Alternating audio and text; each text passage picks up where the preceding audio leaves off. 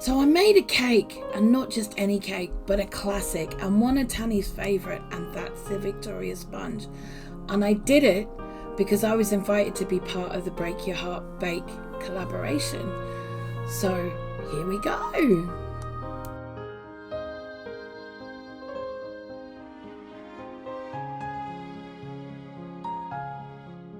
Not only a classic, but a very quick and simple cake to make. The Victoria sponge is a great one to have in your arsenal of recipes for when friends are coming over or unexpected guests, because most likely you're going to have the ingredients on hand. Now, first off, we're going to be measuring out our sugar and butter. And it doesn't matter if you use margarine in this, you can use butter, but you know, margarine works just as well, and that's not a problem at all. But you have equal parts sugar to margarine at this point.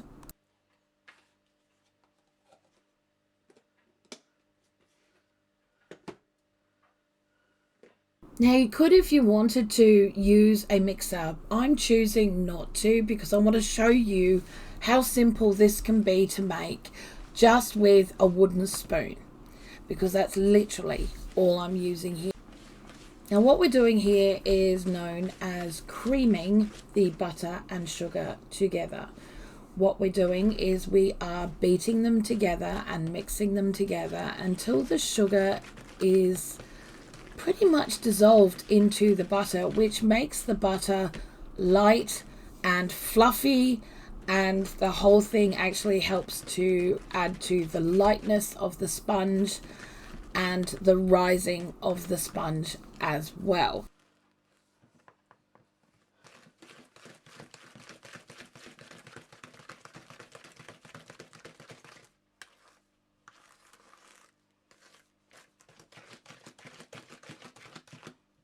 The whole process actually only takes about 2 to 3 minutes to do, and as you can see here, it's already started to look like it's getting bigger and fluffier, and it's actually gotten a lot paler, which is when you can tell that it's done, apart from, you know, it's not going to be as gritty under your spoon. Now it's time to add the eggs, and you don't want to add them all at once. You want to add them one at a time.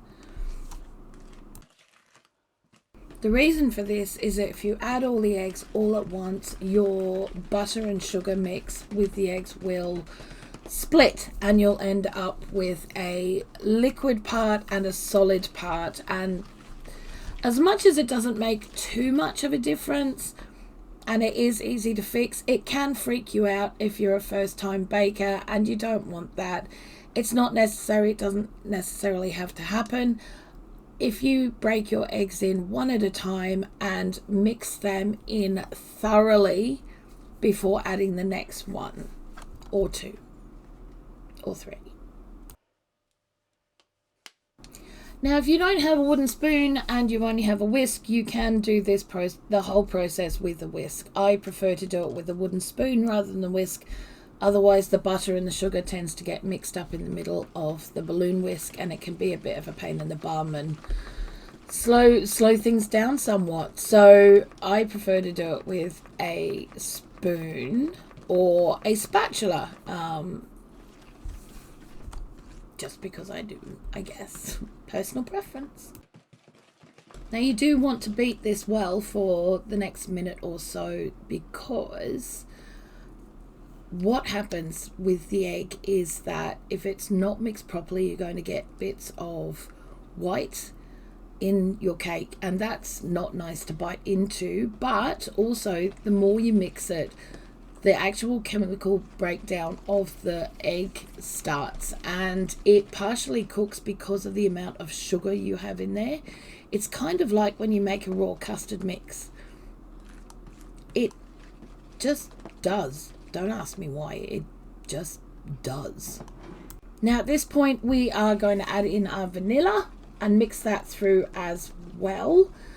This is a very special vanilla that was gifted to me as from friends in the States, Jessie and Lisa over at Lazy Days Ahead, which I don't use very often, but this is special. So I am. Next, we're going to measure out our flour. Now, it's not often that you will see me sieve flour into a recipe, but this is one of the ones where you will, so I'll measure it out first. Now, my flour is a little bit old, so it's a little bit clumpy, so we need to sieve it out. It's not often that I will do this, but for this particular recipe, I will go the whole hog and do that. And you want to add in your baking powder at this point to the flour as well, so that that can be sieved through also. It does help to sieve out the flour anyway, because it does lighten up the flour and makes it a lot looser, so you have less clumps. And here we go with a gratuitous slow-mo shot of the sieved flour.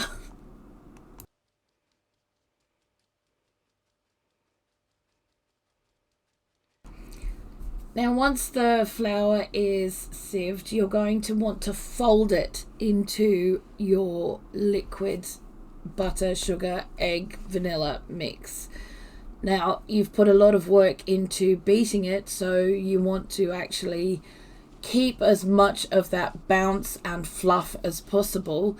So folding in rather than beating in the flour is a much better option. Now, this is done by just slowly turning your spoon over from the bottom to the top of the mix so that the flour goes in smoothly. Now, as we're folding our mix, if you're enjoying this video, please do give it a thumbs up. Subscribe to the channel if you want to see more traditional recipes like this and other garden to table self-reliance type videos. And, you know, leave me a comment below. If you try this out, let me know about it and tell me how you did with it. I'd love to know. Now, at the end of the folding process, you can get a little bit more rough with it, but you don't want to get too rough with it because you don't want to knock out all of that air that you've put in. Now, traditionally, you will only need 2 tins for a Victoria sponge. I have on occasion found that my mix has gone a little bit further than I expected. So I always make sure to have 3 tins that are lined with parchment paper, just in case. Now, if you don't have parchment paper, that's fine. You can just grease the tin. If you are going to be using solid base tins, though, I would suggest lining them if you can. Because sometimes it doesn't matter how well we've greased the tin. It doesn't matter. Sometimes it will stick, and that will break your heart. On this particular occasion, though, the sponge mix went exactly as I wanted it to, and it went through 2 tins, which is perfect. Now, what you want to do with those tins of mix is to spread them out evenly across the entire tin, right up into the corners. And if you're using a round tin, that's fine. Just make sure it goes all the way up to the sides, because although the cake batter will rise in the cooking, you want to make sure that it does actually go where you want it to go. So you want it to be as even as possible on the top, or as level as possible on the top, and all the way up to the sides of the cake tin. Now, at this point, we're going to pop it in the oven for 20 minutes on 180 Celsius, 360 Fahrenheit, or gas Mark 4. While that's in the oven, I'm going to talk to you a little bit about the Heartbreak Bake. If you leave a comment on this and other videos, you will be in the running for the giveaway, which is amazing, over on Kettle Kitchen's channel on 3rd of March at 2 p.m. Eastern Standard Time. Being at the actual giveaway will give you more chances to win. So, big thank you to Ryan at Heavenly Hills Farmstead, Monica at Bland's Promised Land, and Tony at Kettle Kitchen. Don't forget to check out all the other amazing collaborators down below in the description and on the playlists, which can be found on each of the hosting channels. Now our cakes are done and they're looking absolutely beautiful. Now I've left these to cool for a good 5 to 10 minutes before I've got to the stage where I'm just loosening them off carefully around the sides and popping them on the cooling rack. Now these have to be completely cool before you do anything else, but leave them in the tins first because, you know, at the moment they're molten lava and no one wants 3rd degree burns. That would just be no. Let's not do that. Now I've left just in room temperature and not at an open window in the middle of winter. These cakes will take around 20 minutes to cool completely. So while we are doing that, we're going to make our chantilly cream. Now again, I'm not actually editing this part because I want you guys to see how quick this is to do by hand. Now I'm using a pint or 500, 600 mils of double cream or heavy cream as it's called in the US. I'm using a half cup of icing sugar and a splooch of vanilla. Okay, so maybe that was a double splooch, but you know, whatever. This is where we're going to add in our icing sugar. It's up to you if you sieve it. It's not really that necessary, honestly. I'm not going to do that, and I'm eyeballing this. It's around about half a cup. Now at this point you will want a whisk, and so please do use one. And just get that icing sugar mixed in carefully first.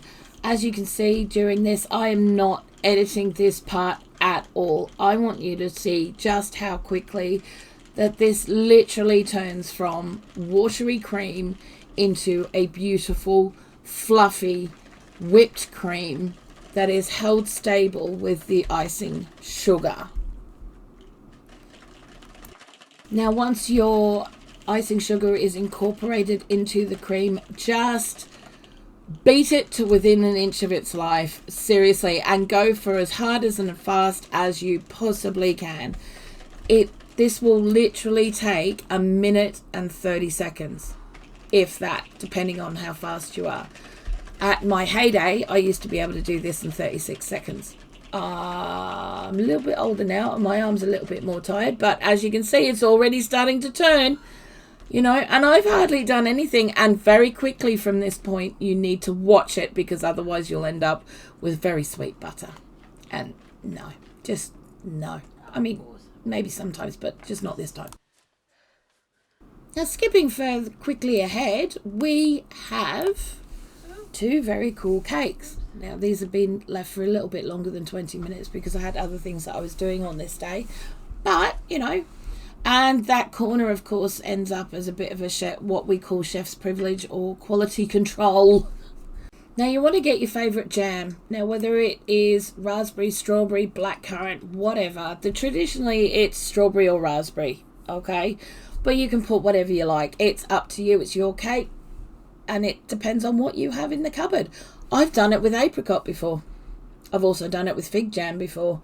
So it's entirely up to you. On this day, however, I have my favourite raspberry jam. And I have also my favourite Bon Maman strawberry jam. I'm not actually sponsored or affiliated to them. But if I want to make a special cake, then it's going to be their jam that goes in it. If it's not my own that I've made. And I don't have enough raspberry bushes yet to get this much jam. Maybe this year. But definitely layer it evenly and be generous with it. You know, you want to make sure that people taste it. And then you want to put on your chantilly cream. Look how thick and beautiful and fluffy that is. And it's literally taken us a minute and a half to get it that way. You can't argue with that. I'm sorry, but you just can't. It's just lovely. And then you just want to layer that as well. Be very generous with it because it's a cake at the end of the day. We're not doing scrape on, scrape off butter on our bread. We are making a cake and this has to be special. Now I do tend to turn my cakes upside down when I'm decorating because it gives me a flat surface to work on. And to be honest, no one notices. No one notices. It's fine. It's not a big deal. So once you've got your jam and your cream layer all nice and even, we're going to get, oh, whoops, another bit of quality control. We're going to pop our second cake on top. But be gentle with it. You know, it is a cake and it is a sponge cake and it is quite fragile. So just be gentle.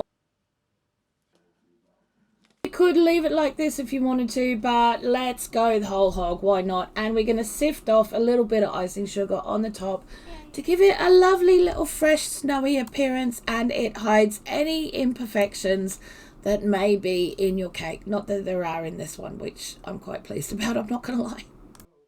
When you're cutting the cake, let the weight of your knife cut the cake. You don't need to put a lot of weight on it because you could squash the cake completely. Now the knife I'm using is my big chopper. You guys have seen it in other videos. And the weight of it literally does all the work for you. Now here I am cutting 2 slices. I've cut a square off the end and I'm cutting it into 2 triangles. I'm cutting a piece for you guys, but I'm also cutting a piece for my friend Janice from Where to Begin Homestead, because I know she's going through it at the moment and I just want to give her a bit of a smile on her face. So here you go, yummy yummy Victoria sponge. So thanks for watching guys, and don't forget to check out the playlist down below and to leave us a comment to enter the giveaway. And if you want to see more videos like this, just let me know and subscribe to the channel.